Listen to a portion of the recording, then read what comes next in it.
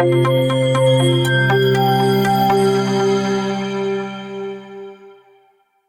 everyone, welcome back to the next chapter, that is reparative and regressive changes associated with dentine and pulp. Myself, Dr. Shivani Bhandari, an associate professor and author of Medi Study Go Mind Map book. So today we are going to study this whole entire chapter in 5 minutes with Oral Pathology Mind Map book, which you can buy from Flipkart, Amazon, Dental Cart and our own website. So let's study this chapter within 5 minutes. So reparative changes in dentine and pulp involve the formation of reparative dentine in response to injury, while regressive changes includes pulp degeneration, calcification and reduced pulp size, often associated with aging or trauma. Reparative dentine formation. In response to injury or exposure, the dentine pulp complex can form reparative dentine, also known as tertiary or secondary dentine, to seal off the affected area and protect the pulp. Pulp repair. In some cases, the pulp can be repaired, including the formation of calcified dentinal bridge, followed by apexification of the tooth. Reactionary dentine.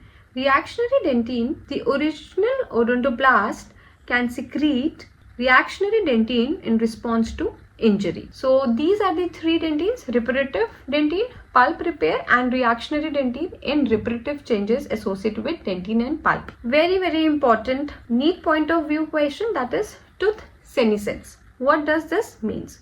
So let's read this sentence which is written here. So chronic inflammation and enhanced oxidative stress will upregulate the beta galactosidase activity. What does that means? Upregulated beta galactosidase activity means this is the marker of the aging cells.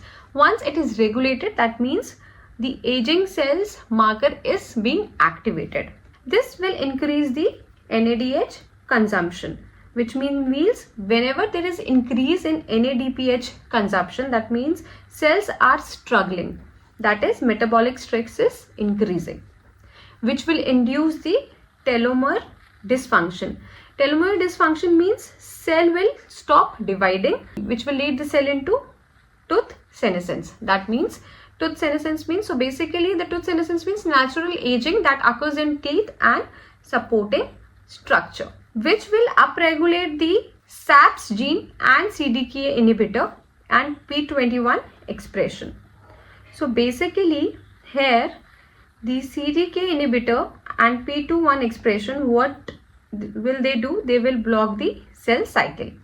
And SAPS genes, which is senescence associated secretory phenotype, they will promote the inflammation. So basically what does this line means? This line means aging cells are stressed, inflamed, damaged at DNA level, which will stop dividing and start releasing harmful inflammatory substance, which will lead to tooth senescence.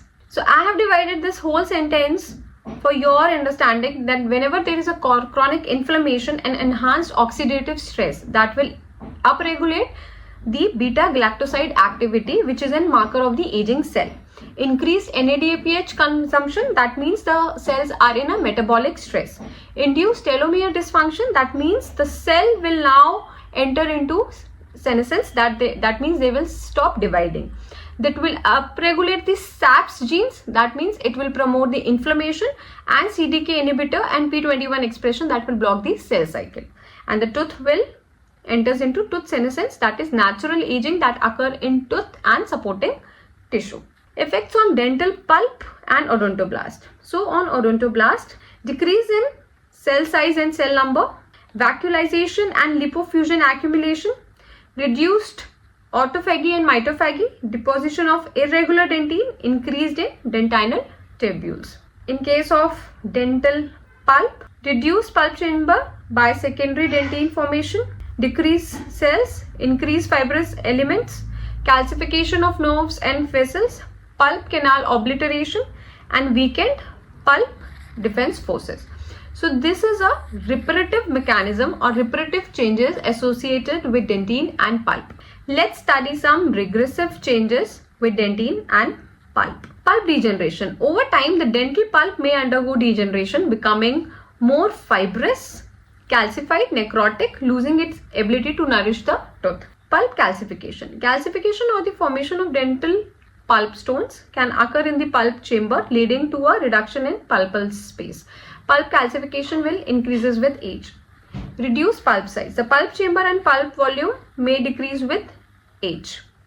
Changes in odontoblastic pattern. The arrangement of odontoblasts, the cells that form dentin, can become abnormal.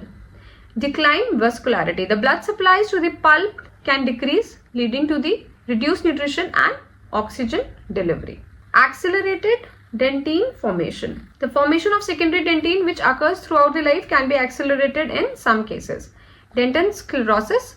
The tubules in the dentin can become narrowed or obliterated. A process known as dentinal sclerosis will occur as a result of injury or as a normal aging process.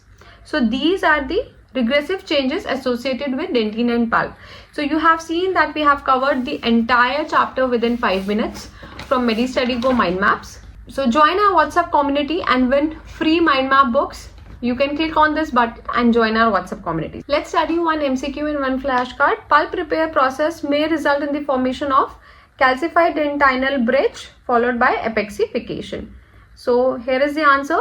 In some cases, the pulp can be repaired, including the formation of a calcified dentinal bridge followed by the epexification of the tooth. As you can see, I can write while teaching you. So you can use our app, download it from App Store and Play Store, and you can also use this annotation feature and you can make your own notes. One MCQ, which of the following represents a reparative change in dentin? The answer is tertiary dentin formation, because tertiary dentin formation is formed in response to stimuli like caries or trauma, so it is a reparative changes. Pulp calcification is a degenerative change. Dead tracts are basically empty dentinal tubules, and dentinal sclerosis is basically a regressive change. So the answer is tertiary dentin formation. So download our app Medi Study Go and you can practice thousands of questions like this from the app. And students with the longest streak and maximum study time will be invited to Dental Spotlight 2026. So keep studying, keep learning, like, share, subscribe, and please give us feedback that what other chapters you want to study from Medi Study Go. Thank you so much. We'll see you in the next.